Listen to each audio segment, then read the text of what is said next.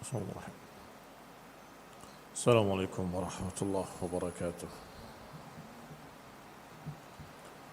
إن الحمد لله نحمده ونستعينه ونستغفره ونعوذ بالله من شرور أنفسنا ومن سيئات أعمالنا. من يهده الله فلا مضل له ومن يضلل فلا هادي له. وأشهد أن لا إله إلا الله وحده لا شريك له. وأشهد أن محمدا عبده ورسوله صلى الله عليه وعلى آله وأصحابه والتابعين وتابع التابعين ومن تبعهم بإحسان إلى يوم الدين. يا أيها الذين آمنوا اتقوا الله حق تقاته ولا تموتن إلا وأنتم مسلمون. يا أيها الناس اتقوا ربكم الذي خلقكم من نفس واحدة وخلق منها زوجها وبث منهما رجالا كثيرا ونساء واتقوا الله الذي تساءلون به والأرحام إن الله كان عليكم رقيبا. يا أيها الذين آمنوا اتقوا الله وقولوا قولا سديدا يصلح لكم أعمالكم ويغفر لكم ذنوبكم ومن يطع الله ورسوله فقد فاز فوزا عظيما. أما بعد فإن خير الحديث كتاب الله وخير الهدي هدي محمد صلى الله عليه وعلى آله وسلم وشر الأمور محدثاتها فإن كل محدثة بدعة وكل بدعة ضلالة وكل ضلالة في النار. إخواني في الدين أعزكم الله كمسلمين رحمني ورحمكم الله. Alhamdulillah sudah kita bahas tafsir dari ayat yang keempat dari surat An-Nisa, yaitu ucapan Allah Subhanahu wa taala wa atun nisaa sadaqatihinna nihla fa in tibna lakum an syai'in minhu nafsan fakuluhu hani'an mari'a. Kata Allah Subhanahu wa taala, berikanlah pada mereka para wanita mahar-mahar mereka dengan sukarela, dengan keridhaan, tidak ditunda-tunda, tidak dikurangi, tidak dicurangi. Fa yantimna lakum an syai'in, kecuali kalau mereka ridha dan membiarkan atau memberikan kepadamu, maka silakan. Kuluhu hani'an mari'a, silakan makan olehmu dengan tenang, dengan tenteram, tidak ada keberatan apa-apa. Kalau istri tadi ridha miliknya diambil atau ridha miliknya tidak diberikan dan dia ikhlaskan untuk suaminya, maka tidak mengapa. Tapi hukum asalnya itu adalah hak mereka para istri. Kemarin sudah dibahas bahwa itu menunjukkan bahwa mereka para wanita memiliki hak untuk mendapatkan maharnya, dan juga menunjukkan bahwa para wanita punya hak kepemilikan. Dan itu menunjukkan pula ketika Allah takdirkan salah satunya meninggal, kalau istri yang meninggal maka istri atau harta milik istrilah yang dibagi waris. Sedangkan harta milik suami ya tidak dibagi, karena itu milik suami. Demikian pula sebaliknya, kalau suaminya yang wafat meninggal, maka yang dibagi waris adalah harta suaminya. Harta istrinya ya tidak dibagi waris. Mudah-mudahan bisa dipaham. Dan kalau terjadi perceraian, maka sang istri membawa harta istrinya, harta dia, suami membawa harta dia. Tidak ada gonogini harus dibagi rata. Karena masing-masing memiliki kepemilikan, memiliki hak milik. Maka ketika dia wafat, istri atau suami, maka yang dibagi waris adalah harta miliknya. Demikian pula ketika cerai, masing-masing membawa miliknya. Barakallahu fikum. Juga dikatakan oleh Syekh Sa'di rahimahullah, wa fi qawlihi fankihu ma taba lakum minan nisa, padanya juga ada dalil ala anna nikah al-khabitha ghairu ma'mur bihi. Kemarin kita dapat dari kalimat fankihu ma taba lakum minan nisa, berapa faedah?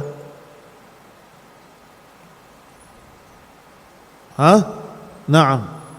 Pertama faedah, bolehnya menikahi lebih dari 1, 2, 3 atau 4. Juga faedah, hendaklah kalian memilih. Jangan seperti membeli kucing dalam karung. Tidak jelas siapa dia, bagaimana orangnya, bagaimana parasnya, bagaimana kulitnya, ila akhirih. Tidak boleh.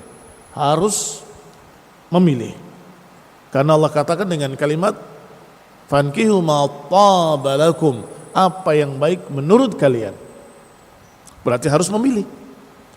Bahkan disunahkan untuk melihat wajahnya sebelum menikah.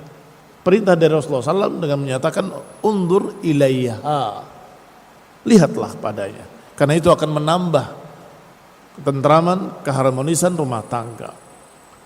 Ternyata juga sekarang ada tambahan faedah lagi dari Syekh Sa'di rahimahullah, bahwa ayat ini menunjukkan dalil ala anna nikahal khabithah ghairu ma'mur bihi. Faedah lainnya adalah bahwa menikahi wanita yang jelek enggak disuruh. Maksudnya jelek akhlaknya, jelek agamanya, tidak dianjurkan, bahkan tidak disuruh, sebaliknya dilarang. Karena ayatnya menyatakan fankihu ma taba. Taba dari kata tayyib. Ma taba lakum, apa yang tayyib menurut kalian. Artinya kalian berupaya untuk mencari yang tayyib. Jangan kalian menikahi wanita-wanita yang jelek. Yani nikahul khabithah ghairu ma'mur. Bal manhiyun anhu, bahkan dilarang. Kal musyrikah. Seperti contohnya wanita yang jelek adalah yang jelek agamanya, yaitu musyrikah, kafirah. Gak disuruh, gak dianjurkan. Bahkan Allah berfirman, wala tankihu al-musyrikati hatta yu'min. Jangan kalian menikahi wanita-wanita musyrikah. Jangan kalian menikahi wanita-wanita yang musyrik sampai mereka mau masuk Islam, sampai mereka mau beriman.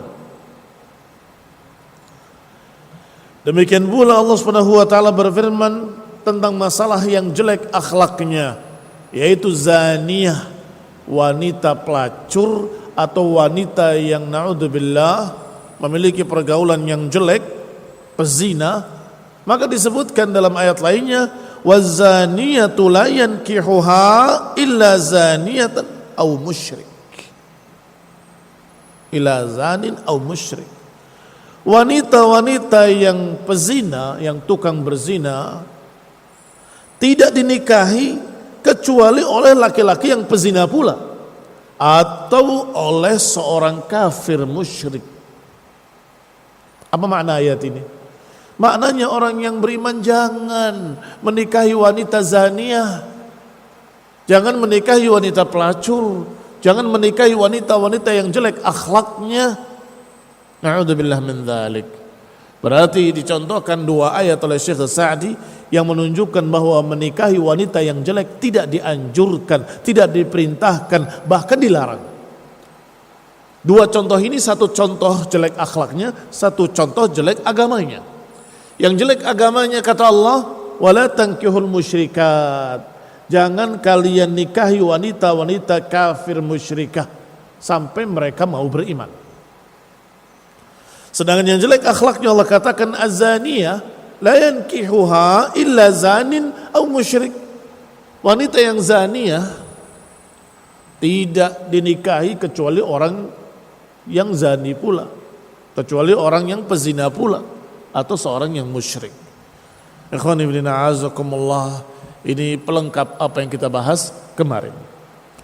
Ayat berikutnya Allah Subhanahu wa taala berfirman, wala tu'tu sufaha'a amwalakum allati ja'alallahu lakum qiyaman warzuquhum minha waksuhum wa qulu lahum qawlan ma'rufa. Kata Allah Subhanahu wa taala, dan jangan berikan pada para sufaha harta-harta kalian yang kalian sudah diperintahkan untuk menggunakannya dengan baik untuk mereka. Maka berikan pada mereka rezeki mereka, nafkah mereka, berikan pakaian untuk mereka, dan ucapkanlah kepada mereka ucapan-ucapan yang baik. Kepada siapa ayat ini ditujukan?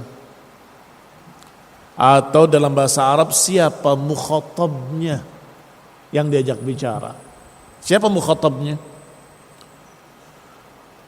Allah katakan dalam ayat ini, wala tu'tus sufaha'a amwalakumul lati ja'alallahu. Siapa itu? Jangan kalian berikan pada para sufaha harta-harta kalian yang kalian diperintahkan untuk mengurusi mereka. Para wali-wali yang memelihara sufaha. Siapa sufaha? Apakah anak yatim? A'ammu min dzalik. Kalimat sufaha lebih umum daripada sekedar yatim. Anak yatim, dia safi dari sisi umurnya karena mereka masih anak-anak. Jangan berikan pada mereka. Tetapi sufaha lebih umum dari itu. A'ammu min dzalik. Lebih umum dari itu, semua yang memang tidak bisa menggunakan harta dengan baik disebut dengan sufaha. Semua yang tidak bisa menggunakan harta dengan baik dikatakan dengan sufaha. Bisa anak-anak, bisa orang-orang yang gila, bisa selain majnun juga yang ketiga adalah orang-orang yang memiliki kelainan. Berkata Syekh Sa'di rahimahullah dalam tafsirnya yang ringkas, Taisir Al-Karim Ar-Rahman, as-sufaha'u jam'u safih, adalah bentuk jamak dari safih. Wa huwa man la yuhsinu tasarruf fil mal. Makna safih adalah siapa-siapa yang tidak bisa menggunakan harta dengan baik. Imma li'adami aqlihi, bisa jadi karena memang tidak berakal, kal majnuni, seperti orang gila, wal ma'tuh, seperti orang yang kelainan jiwa. Apa kita sebut kemarin? Idiot. Atau yang sejenisnya, wa nahwahuma, atau bisa jadi tidak bisa menggunakan harta dengan baik li'adami rusdihi, karena memang belum dewasa. Kas-saghir, seperti anak-anak kecil. Wa ghair rasyid, atau orang yang memang sudah besar tapi belum dewasa, itu juga sama. Ghairur rasyid. Fanahallahul awliya'a an yu'tu haula'i amwalahum. Maka Allah melarang para wali-walinya agar jangan memberikan harta mereka kepada mereka. khasyata ifsadiha, karena khawatir orang-orang tersebut yang dikatakan sufaha akan merusak harta tersebut atau menyia-nyiakan harta tersebut, wa itlafiha, menyia-nyiakannya. Li'annallaha ja'ala al-amwala qiyaman li'ibadihi fi masalihi dinihim wa dunyahum. Karena Allah Subhanahu wa taala menjadikan harta sebagai qiyaman li'ibadihi, sebagai sesuatu yang menopang. Apa menopang? Mendukung kehidupan mereka secara agamanya dan dunianya. Tetapi kalau dipegang oleh sufaha, tidak menjadi qiyaman li'ibadihi, tidak akan bisa menjadi penopang kehidupan orang tersebut. Wa haula'i la yuhsinun, adapun mereka para sufaha la yuhsinuna, mereka tidak baik dalam menggunakan harta. Wala yuhsinuna al-qiyam 'alaiha, dan juga tidak bisa untuk menggunakan sebagaimana mestinya untuk menopang kehidupan agamanya dan kehidupan dunianya. Maka kata Allah, jangan berikan pada mereka. Tetapi di sini ada keunikan. Kalian lihat domir kata gantinya. Padahal itu harta mereka para sufaha, tetapi Allah idhofahkan domirnya kepada kalian. Wala tu'tus sufaha'a amwalakum, jangan berikan pada mereka harta-harta kalian. Mungkin ada yang berkata, kalau hanya melihat dohirnya saja, mungkin ada yang berkata, ya harta saya nggak akan saya berikan pada mereka. Jangan berikan harta kalian pada sufaha. Emang siapa yang berikan pada para sufaha? Itu harta saya kok. Kalau sepintas, tetapi bukan itu maknanya. Maknanya adalah jangan berikan harta mereka kepada mereka, wahai para wali yang kalian pegang, yang kalian bertanggung jawab untuk mengurusinya, yang kalian para wali-wali adalah orang yang berkewajiban untuk mengurusi mereka, maka harta mereka jangan berikan pada mereka. Berarti hartanya milik mereka para sufaha, dipegang oleh para walinya.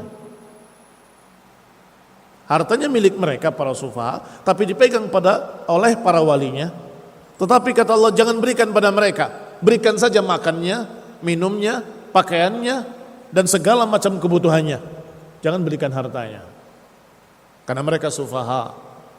Dan Allah mengidhofahkan, menyandarkan kalimat amwal kepada kalian, wahai para wali. Harta-harta kalian, artinya harta kalian yang kalian pegang, yang kalian bertanggung jawab untuk mengurusi mereka, yang pada aslinya itu adalah harta mereka sendiri. Misalnya yang memelihara harta anak yatim, maka yang memelihara harta anak yatim ini, mereka tidak memberikan hartanya kepada si yatim karena masih kecil, masih kekanak-kanakan, tetapi dia berikan apa yang dibutuhkannya. Tentunya yang namanya wali yang mengurusi anak yatim ini adalah orang dewasa yang memang bijak, maka diberikan kebutuhannya. Butuh apa? Butuh makan, kasih makan.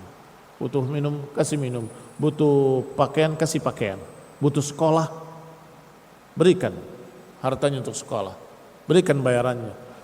Mungkin anaknya akan minta, saya minta uang, ya tentunya diberikan sekebutuhannya saja. Dengan istilah lain, uang saku. Nih uang saku, 1.000 rupiah, 5.000 rupiah, 10.000 rupiah untuk uang saku kalian. Barakallahu fiikum. Tidak diberikan seluruhnya. Dan ini yang dikatakan dengan yuhsinut tasarruf, bagus, baik, bijak dalam menggunakan harta. Barakallahu fiikum. Tentunya ada taklufah, ada rasa berat bagi sang wali, sang pemelihara tadi. Mengapa? Amanah di pundaknya. Hartanya ada pada dia, tetapi dia harus mengaturnya untuk kepentingan si anak tadi ila akhirnya. Dan juga bukan hanya berikan makanannya dan minumannya atau pakaiannya. Allah katakan waqulu lahum qawlan ma'rufa, dan ucapkan kepada mereka ucapan-ucapan yang baik. Jangan kasar, Jangan kejam, nanti ya, kan dia masih kecil.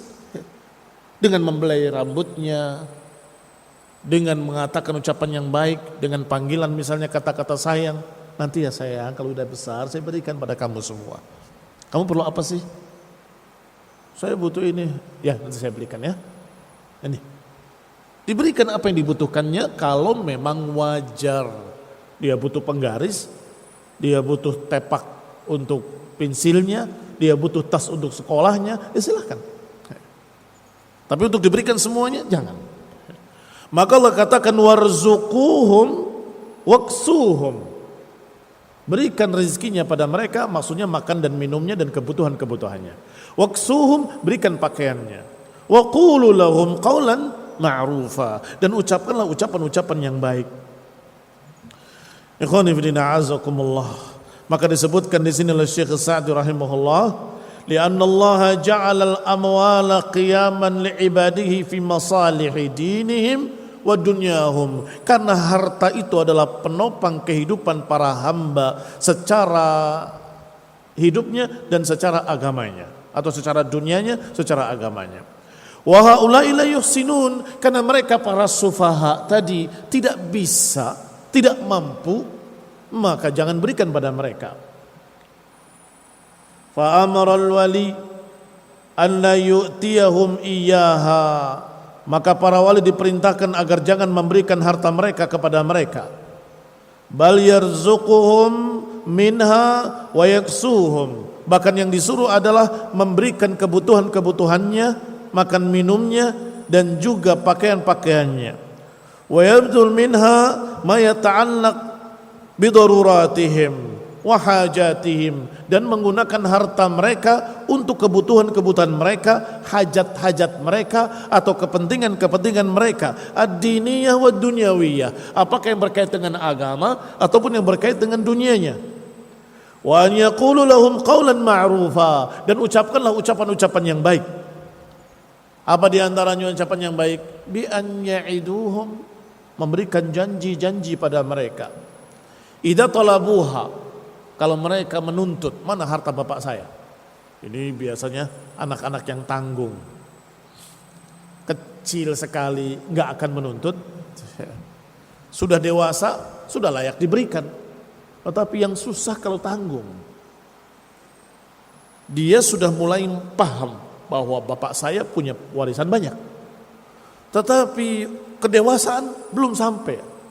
Mereka inilah yang sering mengatakan pada walinya, mana harta bapak saya? Bukankah bapak saya meninggalkan banyak harta? Berikan pada saya semuanya. Disinilah susahnya seorang pemelihara anak yatim. Dia tidak berikan akan disangka dengan prasangka yang jelek. Kamu akan memakan harta bapak saya. Kalau diberikan khawatir, ini anak masih ghashim. Ghashim itu masih kekanak-kanakan, masih belum dewasa. Kalau diberikan bahaya, akan menyia-nyiakannya. Iya, insya Allah saya akan berikan. Nanti ya kalau kamu sudah begini, kalau kamu sudah begitu, kalau kamu sudah lulus, kalau kamu sudah selesai dari pondok, atau kalau kamu sudah menikah, saya akan berikan semuanya kepada kamu. Jangan khawatir. Ini kata-kata yang baik. Ya, ini kata-kata yang memberikan janji pada mereka, annahum sayadfa'unaha lahum ba'da rushdihim, akan diberikan pada mereka setelah mereka dewasa. Wa nahwa dzalik, dan sejenisnya. Wa yulattifu lahum fil aqwal, dan hendaklah berbicara dengan lutf, dengan lembut, jangan dengan kasar, dengan baik.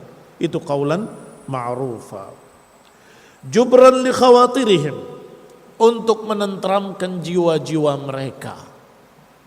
Kalau kasar, munculnya curiga.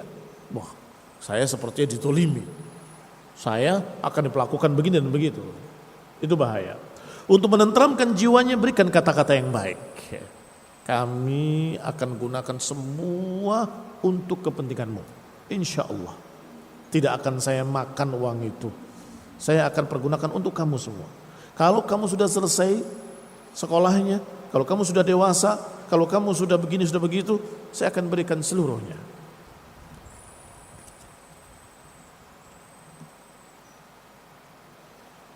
Qala wa fi idhafah ta'ala al-amwal ila al-awliya, dan ketika disandarkan harta tadi kepada wali-walinya dengan kalimat amwalakum, bukan amwalahum.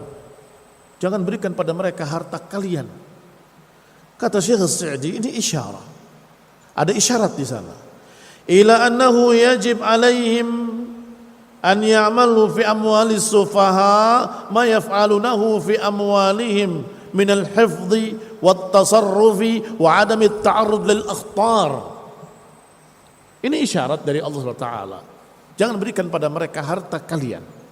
yakni hendaklah kalian perlakukan harta anak yatim tadi, harta para sufaha tadi, harta orang atau anak tadi, hendaklah kalian perlakukan seperti kalian memperlakukan harta kalian sendiri, dalam artian dijaga, irit-irit, jangan boros, kemudian dipakai seperlunya, seperti kalian menjaga harta kalian sendiri.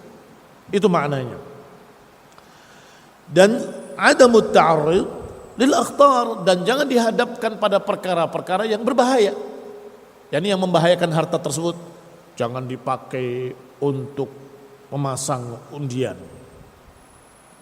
dengan pikiran ini saya yakin akan keluar, ini pasti menang, ini yakin saya pinjam dulu hartanya, nanti kalau berhasil akan saya berikan semua pada anak yatim tadi.